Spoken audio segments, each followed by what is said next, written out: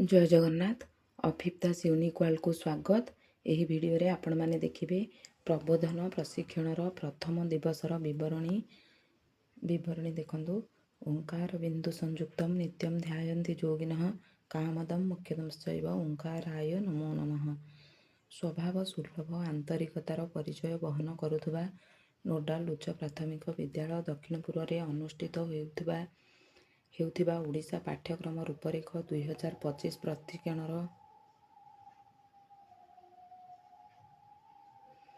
द्वितीय दिवस को मु सरकारी उच्च प्राथमिक विद्यालय अंतेईर सहकारी शिक्षयित्री ज्योत्स्ना बेहेरा दल नंबर 1 पक्षर समस्त को स्वागत जनाऊँगी। देखो सांग मैंने ये द्वितीय दिवस प्रथम दिवसर विवरणी पढ़ा तो जो दीदी पढ़ुंट से ना सहित जो स्कूल रे अनुष्ठित होची ता नाटी को सी लिखिं आपण मैंने से हिसाब से लिखिने और तारीख से हिसाब से लिखिने। उपस्थित समस्त विज्ञ प्राज्ञ व्यक्ति मानू मोर भक्तिपूत प्रणाम। पवित्र फाल्गुन कृष्ण अष्टमी तारीख देखु एठी आपण मैंने निज हिसाब रे तिथि बार एवं डेट टी को लिखिने। पूर्वाह्न 10 घंटिका समय कुकुड़ाखंडी ब्लॉक रो जे मनोहरा गुरुंठी कुकुड़ापटा कुकुड़ाखंडी लंगड़दे लाठी निमखंडी रोहिगा सिंहला क्लस्टर शिक्षक शिक्षयित्री मानक नहीं नोडाल उच्च प्राथमिक विद्यालय दक्षिणपुर ठारे ओडिशा पाठ्यक्रम रूपरेख 2025 प्रशिक्षण शिविर आरंभ है। एथि आपण माने जो जी विवरणी लिखुंट जो क्लस्टर शिक्षक शिक्षयित्री मानक पड़ी से सही क्लस्टर नाम गुड़ी को एठी लिखिबे। तुम्हें ही समस्या तुम्हें समाधान तुम्हें प्रभु संशोधन तुम्हें ही विकास तुम्हें ही विनाश तुम्हें पुणी ब्रह्म ज्ञान। जगतर नाथ जगन्नाथ निकट में प्रदीप प्रज्वलन करथिले आमर अति प्रिय दक्षिणपुर विद्यालय प्रधान शिक्षयित्री श्रीमती पुष्पलता दीदी सह आमर अति प्रियर आरपी माने कार्यक्रम आरंभ करथिले। एहा परे अति सुंदर भाव में श्रीजुक्त कविराज दलई सार विभु वंदना गान करी शिविर क्षेत्र में आहुरी आनंददायी और भक्तिपूर्ण करि देइथिले। एही समय रे आमर तालीम शिविर क्षेत्र को प्रवेश करथिले समस्तंकर प्रिय सम्माननीय अतिरिक्त गोष्ठी शिक्षा अधिकारी श्रीजुक्त वसंत कुमार सेठी महोदय। सार दूरदृष्टि संपन्न अनुभूति और अभिज्ञतार सम्मिश्रण रे एही प्रशिक्षण संपर्कित सम्यक धारणा प्रशिक्षार्थी को किंचित भाव में मार्गदर्शन करथिला। शिशु सीमाहीन सौंदर्यर संभार सुप्त प्राणर जाग्रत ओंकार सेही शिशुपाई शिक्षा एक शीतल तरुबर छाया सदृश तार जीवनर अमाप पुंजी प्राणर द्योतक से तैल संयुक्त करी एक लेलिहान शिखारे परिणत कराइबारे शिक्षक सदा चेष्टित। सृष्टिर एक अनन्य सृष्टि परिवर्तन पृथ्वी देश समाज व्यक्ति सबुठी सेही परिवर्तन केबे केबे उन्नतिर शिखर छुई थाए तो केबे केबे ताहा ध्वंसाभिमुखी। समस्ते सादर आपणाई थांती उन्नति पथर परिवर्तन को तो अग्राह्य करिथांती पतन को। प्रथम दिवसर प्रथम अधिवेशनर पुरोधा साजिथिले आमर अति प्रिय आरपी महोदय श्रीजुक्त मंजुकेश पाणिग्राही सार। प्रथमे प्राक आकलन प्रिटेस्ट होइतिला। एहा परे प्रत्येक निज निजर परिचय प्रदान करथिले। एहार परे दल गठन कर जाइतिला। समस्त प्रशिक्षार्थी मानकु मोट 5टी दल रे भाग कर जाइतिला। एही अनुसार प्रत्येक दल को कार्य बंटन कर जाइतिला। वर्तमान से सठिक समय आसी पहुँची जाइतिला जेउथि पई प्रत्येक व्याकुल भाव में चाहि बसिथिले जे आज कौन नुआ शिखिबा को पाइबा। सार प्रथम प्रश्न थिला क्वेश्चन एनईपी 2020 विषय रे आपण जहाँ जानिछंती गोटे वाक्य कहतु। यही प्रश्नर उत्तर पाइबा पई सार यहाकू खेल माध्यम रे प्रारंभ करथिले। निर्देश थिला जे से धरिथिबा गोटे बॉल फोपाड़िबे यह जहाँ को बाजिब बा जहाँ पाखरे पड़िब से उत्तर कहिबे। एहीपरि खेलटी कर जाइतिला। एथिरु प्रशिक्षार्थी मानक ठारू निम्न उत्तर गुड़िक आसीथिला। यह एक विंश शताब्दीर मुख्य शिक्षा 5+3+3+4 घोषा पद्धति मुक्त दक्षता भित्तिक शिक्षण मातृभाषा धंदामूलक शिक्षा शारीरिक शिक्षा कला शिक्षा आंचलिक भाषा ECCE क्रीड़ा संस्कृति व्हाट एंड हाउ लर्न प्रजुक्ति विद्यार शिक्षा CCE ଅନ୍ତର୍ନିବେଶୀ ଶିକ୍ଷା, ଶିକ୍ଷାର୍ଥୀ କୈନ୍ଦ୍ରିକ, ସମନ୍ୱିତ ଶିକ୍ଷା, ଆନନ୍ଦଦାୟକ ଶିକ୍ଷା, ସମତା ଭିତ୍ତିକ ଶିକ୍ଷା, ମାନବିକ ମୂଲ୍ୟବୋଧ, AI କୃତ୍ରିମ ବୁଦ୍ଧିମତ୍ତା ବା ଆର୍ଟିଫିସିଆଲ ଇଣ୍ଟେଲିଜେନ୍ସି ମୂଲ୍ୟବୋଧ, ଜାତୀୟ ଶିକ୍ଷାନୀତି 2020ର ପୃଷ୍ଠଭୂମି, ଇନ୍ଦ୍ରିୟ ସମ୍ପର୍କିତ ଧାରଣା, ଜାତୀୟ ପାଠ୍ୟକ୍ରମ ଆଧାର 2023 ଏବଂ ଆମ ରାଜ୍ୟ ବିଦ୍ୟାଳୟ ଶିକ୍ଷା ପାଇଁ ଓଡ଼ିଶା ପାଠ୍ୟକ୍ରମର ରୂପରେଖ 2025 ସମ୍ବନ୍ଧୀୟ କିଞ୍ଚିତ୍ ଧାରଣା ଦେଇ ପ୍ରଥମ ଅଧିବେଶନର ପରିସମାପ୍ତି ଘୋଷଣା କରିଥିଲେ। ଅବିଳମ୍ବେ ପ୍ରଥମ ଦିବସର ଦ୍ୱିତୀୟ ଅଧିବେଶନ ଶୁଭାରମ୍ଭ କରିଥିଲେ ପ୍ରଶିକ୍ଷାର୍ଥୀ ଶ୍ରୀମତୀ ସଙ୍ଗୀତା ହୋତା ଦିଦି, ଯାହାର ମୁଖ୍ୟ ବିଷୟବସ୍ତୁ ଥିଲା ଜାତୀୟ ଶିକ୍ଷାନୀତି 2020ର ମୌଳିକ ନୀତି।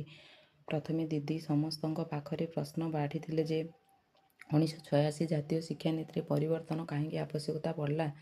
ବିଭିନ୍ନ ପ୍ରକାର ଉତ୍ତର ଆସିଥିଲା। ମୂଲ୍ୟବୋଧର ଅଭାବ ପରିଲକ୍ଷିତ, ଆଧୁନିକତାକୁ ଗ୍ରହଣ କରିବା। ଏହାପରେ ଦିଦି ଗୋଟିଏ ଭିଡ଼ିଓ ଦେଖାଇଥିଲେ ଯେଉଁଥିରେ ଜାତୀୟ ଶିକ୍ଷାନୀତି 2020ର ମୌଳିକ ନୀତିଗୁଡ଼ିକ ସମ୍ୟକ୍ ଧାରଣା ନିହିତ ଥିଲା। ବିଷୟବସ୍ତୁର ଅଧିକ ଗଭୀରତା ଅନୁଭବ କରି ଦିଦି ଗୋଟିଏ ସୂକ୍ଷ୍ମ ଗପଟିଏ କହିଥିଲେ। ଗପଟି ଚିନୁ ବୋଲି ଗୋଟିଏ ବାଳକ, ଯାହାକୁ ପାଠ ପଢ଼ିବାକୁ ଭଲ ଲାଗେ ନାହିଁ। ଶିକ୍ଷକ ପଚାରିଲେ, ପାଠ ପଢ଼ିବୁ ନାହିଁ କି? ପିଲାଟି ନାଁ କହିଲା। ଶିକ୍ଷକ ପିଲାଟିର କଥାକୁ ଗୁରୁତ୍ୱ ଦେଇ, ହେଉ ଠିକ୍ ଅଛି, ତାହା ହେଲେ ଆମେ ଆଜି ସମସ୍ତେ ମିଶି ବୁଲିବାକୁ ଯିବା। ଶିକ୍ଷକ, ଚିନୁ ଓ ଶିକ୍ଷାର୍ଥୀମାନେ ମିଶି ଗାଁ ହାଟକୁ ଗଲେ। ସେଠାରେ ଚିନୁ ବହୁତ ଖୁସି ହୋଇଥିଲା। ତାପରେ ଦିଦିଙ୍କ ପ୍ରଶ୍ନ ଥିଲା, ପିଲାମାନେ ହାଟରେ କ'ଣ କ'ଣ ଜାଣିଲେ ବା ଶିଖିଲେ? ବିଭିନ୍ନ ଉତ୍ତର ପାଇବା ପରେ ଏହାକୁ ଏକ ପ୍ରକାର ଅନୁଭୂତି ଭିତ୍ତିକ ଶିକ୍ଷଣର ଉଦାହରଣ ବୋଲି କହିଥିଲେ। ଏହାପରେ ମୁଖ୍ୟ ବିଷୟବସ୍ତୁକୁ ପ୍ରାଞ୍ଜଳ ଭାବରେ ବର୍ଣ୍ଣନା କରିଥିଲେ। ଜାତୀୟ ଶିକ୍ଷାନୀତି 2020ର ମୌଳିକ ନୀତି, ଶିକ୍ଷାର୍ଥୀର ଶୈକ୍ଷିକ କ୍ଷେତ୍ରରେ ଅନନ୍ୟ ସାମର୍ଥ୍ୟକୁ ଚିହ୍ନିବା ଓ ସ୍ୱୀକୃତି, ମୌଳିକ ସାକ୍ଷରତା ଓ ସଂଖ୍ୟାଜ୍ଞାନ ଦକ୍ଷତା ହାସଲ, ନିଜର ପ୍ରତିଭା ଓ ଆଗ୍ରହ ଅନୁଯାୟୀ ଶିକ୍ଷଣ ମାର୍ଗ ଚୟନ, ଧନ୍ଦାମୂଳକ ଓ ଶୈକ୍ଷିକ କାର୍ଯ୍ୟକ୍ରମ ମଧ୍ୟରେ ଦୃଢ଼ ବିଭାଜନ ନ ରହିବା, ବହୁ ବିଷୟକ ଓ ସାମଗ୍ରିକ ଶିକ୍ଷା ବ୍ୟବସ୍ଥା, ଘୋଷାବିଧି ପରିବର୍ତ୍ତେ ଧାରଣାର ବୋଧଗମ୍ୟତା, ସର୍ଜନାତ୍ମକ ଓ ନିଷ୍ପତ୍ତିମୂଳକ ଚିନ୍ତନ, ନୈତିକ, ମାନବିକ ଓ ଗଣତାନ୍ତ୍ରିକ ମୂଲ୍ୟବୋଧ ଶିକ୍ଷା, ଭାଷାର ଗୁରୁତ୍ୱ, ବହୁଭାଷିତାକୁ ପ୍ରୋତ୍ସାହନ, ଜୀବନ କୌଶଳ ଶିକ୍ଷା ପ୍ରଦାନ, ଗଠନମୂଳକ ମୂଲ୍ୟାୟନକୁ ଗୁରୁତ୍ୱ, ପ୍ରଯୁକ୍ତି ବିଦ୍ୟାର ବହୁଳ ବ୍ୟବହାର, ବିବିଧତା ଓ ସ୍ଥାନୀୟ ପ୍ରସଙ୍ଗ ପ୍ରତି ସମ୍ମାନ, ସମ୍ପୂର୍ଣ୍ଣ ସମତା ଓ ଅନ୍ତର୍ଭୁକ୍ତିକୁ ନିଶ୍ଚିତ କରିବା, ପାଠ୍ୟକ୍ରମ ମଧ୍ୟରେ ସମନ୍ୱୟ, ଶିକ୍ଷା କ୍ଷେତ୍ରରେ ହାଲକା କିନ୍ତୁ ଶକ୍ତ ଲାଇଟ୍ ବଟ୍ ଟାଇଟ୍ ନିୟମ, ଭାରତର ସମୃଦ୍ଧ ଐତିହ୍ୟ ଓ ଗରିମା ଉପରେ ଗୁରୁତ୍ୱ, ଗୁଣାତ୍ମକ ଶିକ୍ଷା ପାଇବା ପ୍ରତ୍ୟେକ ଶିଶୁଙ୍କର ମୌଳିକ ଅଧିକାର। ଜାତୀୟ ଶିକ୍ଷାନୀତି 2020ରେ 27ଟି ଅଧ୍ୟାୟ ରହିଛି। ଏହାକୁ 4 ଭାଗରେ ବିଭକ୍ତ କରାଯାଇଛି, ଯଥା ବିଦ୍ୟାଳୟ ଶିକ୍ଷା ଅଧ୍ୟାୟ 1ରୁ 8, ଉଚ୍ଚଶିକ୍ଷା ଅଧ୍ୟାୟ 9ରୁ 19, ଅନ୍ୟାନ୍ୟ ଧ୍ୟାନ ଆକର୍ଷଣକାରୀ ପ୍ରମୁଖ କ୍ଷେତ୍ର ଅଧ୍ୟାୟ 20ରୁ 24, ଏହାକୁ ସମ୍ଭବ କରିବା ଅଧ୍ୟାୟ 25ରୁ 27। ନୂତନ ଢାଞ୍ଚାର ବିଭିନ୍ନ ପର୍ଯ୍ୟାୟରେ ଶିକ୍ଷାଦାନ ଉପରେ ଗୁରୁତ୍ୱ। ଜାତୀୟ ଶିକ୍ଷାନୀତି 2020ରେ ବିଦ୍ୟାଳୟ ପାଠ୍ୟକ୍ରମ ଓ ଶିକ୍ଷାଦାନ ପ୍ରଣାଳୀକୁ 5+3+3+4 ଢାଞ୍ଚାରେ 4ଟି ପର୍ଯ୍ୟାୟରେ ବିଭକ୍ତ କରାଯାଇଛି। ପ୍ରାରମ୍ଭ ମୌଳିକ ପର୍ଯ୍ୟାୟ 3ରୁ 8 ବର୍ଷ ବୟସ, ଅଙ୍ଗନବାଡ଼ିର 2 ବର୍ଷ, ବିଦ୍ୟାଳୟର ଶିଶୁ ବାଟିକା ପ୍ରଥମ ଏବଂ ଦ୍ୱିତୀୟ ଶ୍ରେଣୀ, ପ୍ରସ୍ତୁତି ପର୍ଯ୍ୟାୟ 8ରୁ 11 ବର୍ଷ, ଶ୍ରେଣୀ 3ରୁ 5ମ, ମଧ୍ୟ ପର୍ଯ୍ୟାୟ 11ରୁ 14 ବର୍ଷ, ଶ୍ରେଣୀ 6ରୁ 8ମ, ମାଧ୍ୟମିକ ସ୍ତର ବା ପର୍ଯ୍ୟାୟ 14ରୁ 18 ବର୍ଷ, ଶ୍ରେଣୀ 9ମ, 10ମ, 11 ଏବଂ 12। ଜାତୀୟ ଶିକ୍ଷାନୀତିରୁ ପୁରୋଦୃଷ୍ଟି ଓ ମୌଳିକ ନୀତି ସହିତ ବିଦ୍ୟାଳୟ ଶିକ୍ଷା ସମ୍ପର୍କିତ ନିମ୍ନଲିଖିତ ଅଧ୍ୟାୟଗୁଡ଼ିକ ପ୍ରମୁଖ ବିଷୟ ଆଲୋଚିତ ହୋଇଥିଲା। ଅଧ୍ୟାୟର ବିଷୟବସ୍ତୁ ଥିଲା ଆଦ୍ୟ ଶୈଶବ ଯତ୍ନ ଓ ଶିକ୍ଷା, ଶିକ୍ଷାର ମୂଳଦୁଆ, ମୌଳିକ ସାକ୍ଷରତା ଓ ସଂଖ୍ୟାଜ୍ଞାନ, ପାଠତ୍ୟାଗୀ ହାର ହ୍ରାସ କରିବା, ପାଠ୍ୟକ୍ରମ ଓ ଶିକ୍ଷାଦାନ ପ୍ରଣାଳୀ ସମନ୍ୱିତ, ସାମଗ୍ରିକ, ଅନ୍ତର୍ନିହିତ, ଆନନ୍ଦଦାୟୀ ଓ ଅଂଶଗ୍ରହଣାତ୍ମକ ହେବା ଉଚିତ। 5 ହେଲା ଶିକ୍ଷକ। 6 ସମତାଭିତ୍ତିକ ଅନ୍ତର୍ନିବେଶୀ ଶିକ୍ଷା। 7 ବିଦ୍ୟାଳୟ କ୍ଲଷ୍ଟର ମାଧ୍ୟମରେ କୁଶଳୀ ସମ୍ବଳ, ଉପଯୋଗୀ ଓ ପ୍ରଭାବୀ ଶାସନ। ବିଦ୍ୟାଳୟ ଶିକ୍ଷା ପାଇଁ ମାନକ ନିର୍ଦ୍ଧାରଣ ଓ ସ୍ୱୀକୃତି ପ୍ରଦାନ। ଜାତୀୟ ଶିକ୍ଷାନୀତି 2020ର ଲକ୍ଷ୍ୟ। ଭଲ ମଣିଷ ତିଆରି କରିବା। ଲକ୍ଷ୍ୟଗୁଡ଼ିକ ହେଲା ଗୁଣାତ୍ମକ ଶିକ୍ଷା, ଆଦ୍ୟ ଶୈଶବ ଯତ୍ନ ଓ ଶିକ୍ଷାକୁ ନିଶ୍ଚିତ କରିବା, ସମସ୍ତ ଶିଶୁ 2025 ସୁଦ୍ଧା ମୌଳିକ ସାକ୍ଷରତା, ସଂଖ୍ୟାଜ୍ଞାନ ହାସଲ, ଏକବିଂଶ ଶତାବ୍ଦୀର ଜ୍ଞାନକୌଶଳ ପ୍ରୟୋଗ, ଶିକ୍ଷାର୍ଥୀକୁ ସମାନ ସ୍ତରରେ ଗୁଣାତ୍ମକ ଶିକ୍ଷା ଯୋଗାଇ ଦେବା। ଏହାପରେ କିଛି ପ୍ରଶ୍ନ ଥିଲା। ଜାତୀୟ ଶିକ୍ଷାନୀତି 2020ରେ ଆଦ୍ୟ ଶୈଶବ ଶିକ୍ଷାକୁ କାହିଁକି ଗୁରୁତ୍ୱ ଦିଆଯାଇଛି? ଉତ୍ତର, ଶିଶୁ ମସ୍ତିଷ୍କର 85%ରୁ ଅଧିକ ହାର 6 ବର୍ଷ ପୂର୍ବରୁ ବିକଶିତ ହୋଇଥାଏ। ତେଣୁ ଶୈଶବ ଶିକ୍ଷାକୁ ଅଧିକ ଗୁରୁତ୍ୱ ଦିଆଯାଇଛି। ମୌଳିକ ସାକ୍ଷରତା ଓ ସଂଖ୍ୟା ଜ୍ଞାନ ହାସଲକୁ ସର୍ବୋଚ୍ଚ ପ୍ରାଥମିକତା କାହିଁକି ଦିଆଯାଇଛି? ମୌଳିକ ସାକ୍ଷରତା ଓ ସଂଖ୍ୟା ଜ୍ଞାନ ହାସଲ କରିବା ଏକ ଜରୁରୀ ଆବଶ୍ୟକ ସର୍ତ୍ତ। ଅଭିଜ୍ଞତା ଭିତ୍ତିକ ଶିକ୍ଷାଦାନ କେଉଁ ସବୁ ଉପାୟରେ କରାଯାଇ ପାରିବ? ଗଭୀର ଚିନ୍ତନ ପାଇଁ ଅନୁସନ୍ଧାନମୂଳକ, ଆବିଷ୍କାରମୂଳକ, ଆଲୋଚନାତ୍ମକ, ଶ୍ରେଣୀଗୃହ ପରିବେଶରେ ଅଧିକ ମଜାଳିଆ କରିବା ଯେପରି ପ୍ରତ୍ୟେକ ପିଲା ଅଂଶଗ୍ରହଣ କରିବେ। ଅଭିଜ୍ଞତା ଭିତ୍ତିକ ଶିକ୍ଷାଦାନ, ଅଭିନବ ଭିତ୍ତିକ ଶିକ୍ଷାଦାନ। ଅଭିଜ୍ଞତା ଭିତ୍ତିକ ଶିକ୍ଷଣ ନିମନ୍ତେ ପ୍ରତ୍ୟେକ ବିଷୟ ମାଧ୍ୟମରେ ଏହି ପ୍ରଣାଳୀ ଗୁଡ଼ିକ ରହିବା ଜରୁରୀ। ସେଗୁଡ଼ିକ ହେଲା ଅଭିଜ୍ଞତା ଭିତ୍ତିକ ଶିକ୍ଷା, ଏକ୍ସପିରିଏନ୍ସନାଲ ଲର୍ଣ୍ଣିଂ, କଳା ସମନ୍ୱିତ ଶିକ୍ଷା, ଆର୍ଟ ଇଣ୍ଟିଗ୍ରେଟେଡ୍ ଲର୍ଣ୍ଣିଂ, କ୍ରୀଡ଼ା ସମନ୍ୱିତ ଶିକ୍ଷା, ସ୍ପୋର୍ଟସ ଇଣ୍ଟିଗ୍ରେଟେଡ୍ ଏଜୁକେସନ୍, ଖେଳନା ଭିତ୍ତିକ ଶିକ୍ଷା, ଟୟ ବେସ୍ଡ ପେଡାଗୋଜି, କାହାଣୀ ଭିତ୍ତିକ ଶିକ୍ଷାଦାନ, ଷ୍ଟୋରି ଟେଲିଂ ବେସ୍ଡ ପେଡାଗୋଜି। ଶିକ୍ଷଣ ବିନ୍ଦୁ, ପାଠ୍ୟକ୍ରମର ଢାଞ୍ଚା ଓ ଶିକ୍ଷାଦାନ ପ୍ରଣାଳୀ। ନିମ୍ନ କୌଶଳ ଦକ୍ଷତା ଗୁଡ଼ିକୁ ହାସଲ କରିବା ଦ୍ୱାରା ଭାଷା ଶିକ୍ଷଣର ପାରଦର୍ଶିତା ହାସଲ ହୋଇପାରିବ।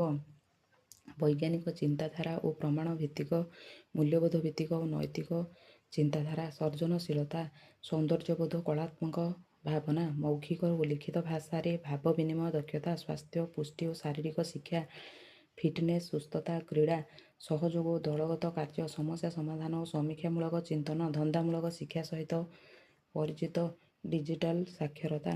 ଏପଟେ ରହିଲା ମାନବୀୟ ଓ ସାମ୍ବିଧାନିକ ମୂଲ୍ୟବୋଧ, ଲିଙ୍ଗ ସମ୍ବେଦନଶୀଳତା, ମୌଳିକ କର୍ତ୍ତବ୍ୟ, ନାଗରିକ ହିସାବର ଦକ୍ଷତା, ହିସାବରେ ଦକ୍ଷତା, ଭାରତ ବିଷୟରେ ଜ୍ଞାନ, ଜଳ ଓ ସମ୍ବଳ ସଂରକ୍ଷଣ, ପରିମଳ ଓ ସୁସ୍ଥତା ନିମନ୍ତେ ସଚେତନତା, ସ୍ଥାନୀୟ ଘଟଣାବଳୀ ଓ ସ୍ଥାନୀୟ ଗୋଷ୍ଠୀ, ରାଜ୍ୟ, ଦେଶ ବିଷୟରେ ଜ୍ଞାନ, ଭାରତର ସଂସ୍କୃତି, ପରମ୍ପରା, ଐତିହ୍ୟ, ପ୍ରଥା ଆଦି ବିଷୟରେ ଜ୍ଞାନ।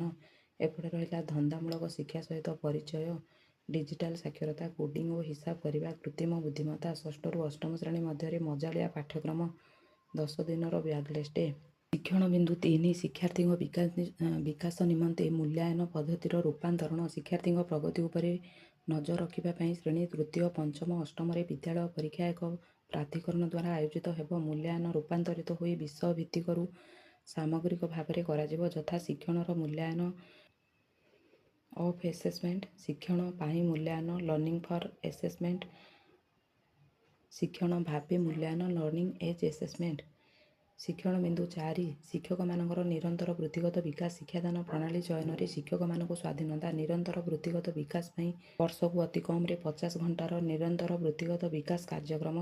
ଶିକ୍ଷଣ ଫଳାଫଳରେ ଉନ୍ନତି ଆଣିପାରୁଥିବା ଶିକ୍ଷକମାନଙ୍କୁ ସମ୍ମାନିତ। ଦକ୍ଷତା ବିକାଶମୂଳକ ତାଲିମ ସହିତ ଅନଲାଇନ୍ ପ୍ଲାଟଫର୍ମ ମାଧ୍ୟମରେ ତାଲିମର ସୁଯୋଗ। ଶେଷରେ ପ୍ରଶ୍ନ ରଖିଥିଲେ, ଏହି ଆଲୋଚନାରୁ ଆମେ କ'ଣ ଶିଖିଲେ? ଆଲୋଚିତ ବିଷୟଗୁଡ଼ିକୁ ଉତ୍ତର ଭାବରେ ଗ୍ରହଣ କରି ଦିଦି ନିଜର ଅଧିବେଶନଟିକୁ ଅତି ଶୃଙ୍ଖଳିତ ଭାବରେ ଶେଷ କରିଥିଲେ। ସମୟ କହେ ମୁଁ ଠିକ୍। ଏହି ସମୟ ସହିତ କେହି ପ୍ରତିଯୋଗିତା କରିପାରିବା ନାହିଁ, କିନ୍ତୁ ସମୟର ସଦୁପଯୋଗ କରି ନିଜର କାର୍ଯ୍ୟକ୍ରମ ତୃତୀୟ ଅଧିବେଶନକୁ ଆରମ୍ଭ କରିଥିଲେ ଆର୍.ପି. ମହୋଦୟ, ଶ୍ରୀଯୁକ୍ତ ଲକ୍ଷ୍ମୀକାନ୍ତ ଦାସ ସାର୍। ବସନ୍ତ ପବନରେ ବହି ଆସୁଥିବା ଶୀତଳ ସମୀର ଓ ଏହା ସହ ଛୋଟ ଛୋଟ ବିରକ୍ତ ଭାବର ପରିବେଶକୁ ନଷ୍ଟ କରି ସାର୍ ନିଜ ତୃତୀୟ ଅଧିବେଶନ ଆରମ୍ଭ କରିଥିଲେ। ମୁଖ୍ୟ ପ୍ରସଙ୍ଗ ଥିଲା OCF 2025, ଓଡ଼ିଆ ପାଠ୍ୟକ୍ରମର ରୂପରେଖ 2025। ପ୍ରଶ୍ନ ଉପସ୍ଥାପନା କରିଥିଲେ, what is policy? It is the set of rules and principles implemented Bai authority. ଏହାପରେ ସେ ଓ ଫ୍ରେମୱାର୍କ ମଧ୍ୟରେ ପାର୍ଥକ୍ୟକୁ ବହୁତ ସୁନ୍ଦର ଭାବରେ ବୁଝାଇଥିଲେ। ସମ୍ୟକ୍ ଧାରଣା ଦେବା ପରେ ସମୟ ହୋଇଯାଇଥିଲା ବିରତିର ଏବଂ ସମସ୍ତେ ମଧ୍ୟାହ୍ନ ଭୋଜନ ପରେ ସତେଜ ଓ ପ୍ରଫୁଲ୍ଲିତ ମନରେ ଆଗେଇ ଆସିଥିଲେ ପ୍ରଥମ ଦିବସର ଏହି ତୃତୀୟ ଅଧିବେଶନକୁ। OCF SC 2025ର ସାରାଂଶ ଓ ମୁଖ୍ୟ ବିଷୟବସ୍ତୁ ଆଲୋଚନା କରାଯାଇଥିଲା। ଓଡ଼ିଶା ବିଦ୍ୟାଳୟ ଶିକ୍ଷା ପାଠ୍ୟକ୍ରମ ଢାଞ୍ଚା। OCF SC 2025 ହେଉଛି ରାଜ୍ୟର ଶିକ୍ଷା ବ୍ୟବସ୍ଥାରେ ଏକ ବଡ଼ ପରିବର୍ତ୍ତନ, ଯାହା ଜାତୀୟ ଶିକ୍ଷାନୀତି NEP 2020 ଉପରେ ଆଧାରିତ। ଏହା 2025 ମସିହା ସେପ୍ଟେମ୍ବର 5 ତାରିଖରେ ମାନ୍ୟବର ମୁଖ୍ୟମନ୍ତ୍ରୀ ଶ୍ରୀ ମୋହନ ଚରଣ ମାଝୀଙ୍କ ଦ୍ୱାରା ଉନ୍ମୋଚିତ ହୋଇଥିଲା। ଅଧ୍ୟାୟ 1ର ମୁଖ୍ୟ ବିଷୟବିନ୍ଦୁ ଥିଲା ଶିକ୍ଷାର 5ଟି ମୁଖ୍ୟ ଲକ୍ଷ୍ୟ ରହିଛି। ନୂତନ ଢାଞ୍ଚା 5+3+3+4 ସ୍କୁଲ ଷ୍ଟେଜ୍ ଶିକ୍ଷାଦାନ ପଦ୍ଧତି ପଞ୍ଚପଦୀ। ଶ୍ରେଣୀ ଶିକ୍ଷାଦାନ ସମୟରେ ଶିକ୍ଷକମାନେ ଏହି 5ଟିକିଆ ପଦ୍ଧତି ବା ପଞ୍ଚପଦୀ ଅନୁସରଣ କରିବେ। ଅଦିତି ଇଣ୍ଟ୍ରୋଡକ୍ସନ୍, ପୂର୍ବ ଜ୍ଞାନକୁ ଆଧାର କରି ନୂତନ ବିଷୟରେ ପରିଚୟ ଦେବା। ବୋଧ କନସେପଚୁଆଲ ଅଣ୍ଡରଷ୍ଟାଣ୍ଡିଂ, ଖେଳ, ପରୀକ୍ଷା, ଆଲୋଚନା ମାଧ୍ୟମରେ ମୂଳ ଧାରଣାକୁ ବୁଝିବା। ଅଭ୍ୟାସ ପ୍ରାକ୍ଟିସ୍, ଦଳଗତ ବା ପ୍ରୋଜେକ୍ଟ କାର୍ଯ୍ୟ ମାଧ୍ୟମରେ ପ୍ରୟୋଗ ଆପ୍ଲିକେସନ୍, ଦୈନନ୍ଦିନ ଜୀବନରେ ଶିକ୍ଷାର ବ୍ୟବହାର ପ୍ରସାର। ଏକ୍ସପେନ୍ସନ୍, ଅର୍ଜିତ ଜ୍ଞାନକୁ ବାଣ୍ଟିବା। ଓଡ଼ିଶାର ଐତିହ୍ୟ, ପିଲାଦିନ, ସାହସିକତାର କାହାଣୀ, ବିଜ୍ଞାନ ଅନ୍ୱେଷଣ, କଳା ସଂସ୍କୃତି, ଇତିହାସ, ସ୍ୱାସ୍ଥ୍ୟ ଓ ଖାଦ୍ୟ। ପାଞ୍ଚ ନମ୍ବର ରହିଲା ଅନ୍ୟାନ୍ୟ ଗୁରୁତ୍ୱପୂର୍ଣ୍ଣ ପରିବର୍ତ୍ତନ ଦକ୍ଷତା ଭିତ୍ତିକ ଶିକ୍ଷା, ମାତୃଭାଷା ଭିତ୍ତିକ ଶିକ୍ଷା, ଧନ୍ଦାମୂଳକ ଶିକ୍ଷା, 10 ଦିନର ବ୍ୟାକଲେସ୍ ଡେ ମୂଲ୍ୟାୟନ, ହୋଲିଷ୍ଟିକ୍ ପ୍ରୋଗ୍ରେସ୍ କାର୍ଡ଼। ଅଧ୍ୟାୟ 2ରେ ଅନ୍ତର୍ବିଭାଗୀୟ ପ୍ରସଙ୍ଗ ଭାରତୀୟ ଜ୍ଞାନ ପରମ୍ପରା, ଓଡ଼ିଶାର ଐତିହ୍ୟ, ମୂଲ୍ୟବୋଧ, ନୈତିକ ଶିକ୍ଷା, ପରିବେଶ ସଚେତନତା ଓ ଯତ୍ନ, ଅନ୍ତର୍ଦର୍ଶନ ପରାମର୍ଶ, ଶିକ୍ଷାରେ ପ୍ରଯୁକ୍ତିବିଦ୍ୟା, ଶାରୀରିକ ଶିକ୍ଷା ଓ ସୁସ୍ଥତା। ଅଧ୍ୟାୟ 3ରେ ମୌଳିକ ସ୍ତରରେ ଶିକ୍ଷା, ପ୍ରାରମ୍ଭିକ ବାଲ୍ୟ ଯତ୍ନ ଓ ଶିକ୍ଷା, ମୌଳିକ ସ୍ତରର ଢାଞ୍ଚା, ପଞ୍ଚକୋଶ ବିକାଶ ଯାହାକି ହେଲା ଅନ୍ନମୟ, ପ୍ରାଣମୟ, ମନୋମୟ, ବିଜ୍ଞାନମୟ, ଆନନ୍ଦମୟ, ଶିକ୍ଷାଦାନ ପଦ୍ଧତି, ସାକ୍ଷରତା ଓ ସଂଖ୍ୟା ଜ୍ଞାନର ରଣନୀତି, ମୂଲ୍ୟାୟନ। ତାପରେ ଅନ୍ୟାନ୍ୟ ଗୁରୁତ୍ୱପୂର୍ଣ୍ଣ ତଥ୍ୟରେ ବିଦ୍ୟାଳୟ ପାଠ୍ୟ ବିଷୟବସ୍ତୁ ଯାଉଛି ଅଧ୍ୟାୟ 4ରେ ଭାଷା ଶିକ୍ଷା, ଗଣିତ ଶିକ୍ଷା, ବିଜ୍ଞାନ ଶିକ୍ଷା, ସାମାଜିକ ବିଜ୍ଞାନ, କଳା ଶିକ୍ଷା, ଶାରୀରିକ ଶିକ୍ଷା, ଧନ୍ଦାମୂଳକ ଶିକ୍ଷା ଓ ବ୍ୟାକଲେସ୍ ଦିବସ, ଏକାଦଶ ଦ୍ୱାଦଶ ଶ୍ରେଣୀର ବିଷୟ ଚୟନ। ଅଧ୍ୟାୟ 5 ଶିକ୍ଷାଦାନ ପଦ୍ଧତି ଏବଂ ମୂଲ୍ୟାୟନ। ଶିକ୍ଷାଦାନ ପଦ୍ଧତିରେ ପଞ୍ଚପଦୀ ବିଶିଷ୍ଟ ପ୍ରଭାବଶାଳୀ ଶିକ୍ଷାଦାନର ମୂଳନୀତି, ମୂଲ୍ୟାୟନ ବ୍ୟବସ୍ଥା, ବୋର୍ଡ଼ ପରୀକ୍ଷା ଓ ସଂସ୍କାର। ଅଧ୍ୟାୟ 6 ବିଦ୍ୟାଳୟ ସଂସ୍କୃତି ଏବଂ ପ୍ରକ୍ରିୟା। ବିଦ୍ୟାଳୟ ସଂସ୍କୃତି, ବିଦ୍ୟାଳୟର ମୁଖ୍ୟ ଅଭ୍ୟାସ ଓ କାର୍ଯ୍ୟକ୍ରମ, ଶିକ୍ଷଣ ପରିବେଶ ଓ ମୂଲ୍ୟବୋଧ, ସାଂଗଠନିକ ପ୍ରକ୍ରିୟା, ସୁରକ୍ଷା ଓ ନିରାପତ୍ତା, ସମ୍ପ୍ରଦାୟର ଅଂଶଗ୍ରହଣ। ଅଧ୍ୟାୟ 7 ଶିକ୍ଷକ ଶିକ୍ଷା, ଶିକ୍ଷକଙ୍କ ଭୂମିକା, ନିରନ୍ତର ବୃତ୍ତିଗତ ବିକାଶ, ଶିକ୍ଷକ ଶିକ୍ଷାନୁଷ୍ଠାନ, ଓଡ଼ିଶା ରାଜ୍ୟ ବୃତ୍ତିଗତ ମାନକ। ଅଧ୍ୟାୟ 8ରେ ବ୍ୟବସ୍ଥାଗତ ସଂସ୍କାର ଏବଂ କାର୍ଯ୍ୟକାରିତା। ଏହି ଅଧ୍ୟାୟରେ ଜାତୀୟ ଶିକ୍ଷାନୀତି NEP 2020 ଅନୁଯାୟୀ ଓଡ଼ିଶାର ଶିକ୍ଷା ବ୍ୟବସ୍ଥାରେ କିପରି ସଂସ୍କାର ଅଣାଯିବ, ଏହାକୁ କିପରି କାର୍ଯ୍ୟକାରୀ କରାଯିବ ସେ ବିଷୟରେ ବର୍ଣ୍ଣନା କରାଯାଇଥିଲା। ବୁଝି ହୁଏନା ଗୋଟିଏ କଥା ଭାବି ବସୁଛି ଯେବେ, ବଡ଼ ହେଉଛୁ କେବେରେ ଆମେ ସାନ ହେଉଛୁ କେବେ। ଏହି ବୁଝିବା ବୁଝେଇବା ମଧ୍ୟରେ ପ୍ରଥମ ଦିନର ଚତୁର୍ଥ ଅଧିବେଶନଟି ଏହା ମଧ୍ୟରେ କେତେବେଳେ ଯେ ସମାପ୍ତ ହୋଇଯାଇଥିଲା ଏହା ଆଭାସ ନଥିଲା। ପିଲାମାନେ କିପରି ଶିଖନ୍ତି, ପିଲାଙ୍କ ସ୍ୱଭାବ, ଜ୍ଞାନ, ବିଷୟଗତ କୌଶଳ, ମୂଲ୍ୟବୋଧ, ସ୍ୱଭାବ ତଥା ସାମଗ୍ରିକ ଦକ୍ଷତାର ବିକାଶ ପାଇଁ ବିଦ୍ୟାଳୟରେ ଉପଲବ୍ଧ ବ୍ୟବସ୍ଥା ଏବଂ ଆଉ କ'ଣ କରାଯାଇପାରିବ ସମ୍ପର୍କିତ ବିସ୍ତୀର୍ଣ୍ଣ ଆଲୋଚନା କରାଯାଇଥିଲା। ପ୍ରଶିକ୍ଷାର୍ଥୀଗଣ ନିଜସ୍ୱ ଅଭିଜ୍ଞତା ଅନୁଭୂତି ଆଧାରରେ ମଜାଳିଆ ଢଙ୍ଗରେ ଉତ୍ତର ପ୍ରଦାନ କରିଥିଲେ। ଏଥିସହିତ ପ୍ରଶିକ୍ଷକ ଲକ୍ଷ୍ମୀକାନ୍ତ ସାର୍ ସମସ୍ତ ପ୍ରଶିକ୍ଷାର୍ଥୀଙ୍କୁ ଧନ୍ୟବାଦର ସହ ପ୍ରଥମ ଦିବସର ଚତୁର୍ଥ ଅଧିବେଶନକୁ ସମାପ୍ତ ଘୋଷଣା କରିଥିଲେ। ଆସନ୍ତାକାଲି ପାଇଁ ଏକ ନୂତନ ଉତ୍ସାହ, ଉଦ୍ଦୀପନା, ଆଶା, ଆକାଂକ୍ଷା, ପରିବର୍ତ୍ତନର ସ୍ୱରୂପ ଉତ୍କଣ୍ଠାର ସହ ଅପେକ୍ଷା କରି ପ୍ରଶିକ୍ଷାର୍ଥୀଗଣ ସ୍ୱଗୃହକୁ ପ୍ରତ୍ୟାବର୍ତ୍ତନ ପାଇଁ ପ୍ରସ୍ତୁତ ହୋଇଥିଲେ। ଶେଷରେ ସମସ୍ତେ ଜାତୀୟ ସଙ୍ଗୀତ ଗାନ କରିଥିଲେ। ଏଠି ମୋର ବିବରଣୀ କାର୍ଯ୍ୟ ଶେଷ ହେଲା। ଆଶା କରୁଛି ଏଥିରେ ଯଦି କିଛି ତ୍ରୁଟି ଥାଏ ତାହେଲେ ମୋତେ ଆପଣଙ୍କର ସହୃଦୟରୁ କ୍ଷମା କରିବେ। ଜୟ ହିନ୍ଦ। ଏହା ଥିଲା ଆମର ପ୍ରବୋଧନ ପ୍ରଶିକ୍ଷଣର ପ୍ରଥମ ଦିବସର ବିବରଣୀ। ଆଶା କରୁଛି ଭିଡ଼ିଓଟି ନିଶ୍ଚୟ ଭାବେ ହେଲ୍ପଫୁଲ୍ ହେବ। ଯଦି ଭିଡ଼ିଓଟି ଭଲ ଲାଗୁଛି ଭିଡ଼ିଓକୁ ଲାଇକ୍ କରିବେ, ସେୟାର କରିବେ, ମତାମତ କମେଣ୍ଟ ମାଧ୍ୟମରେ ଦେବେ। ଯେଉଁ ବନ୍ଧୁମାନେ ମୋ ଚ୍ୟାନେଲରେ ନୂଆ ଅଛନ୍ତି ନିଶ୍ଚୟ ଭାବେ ସବସ୍କ୍ରାଇବ୍ କରିବେ। ରହୁଛି, ଧନ୍ୟବାଦ। ଜୟ ଜଗନ୍ନାଥ।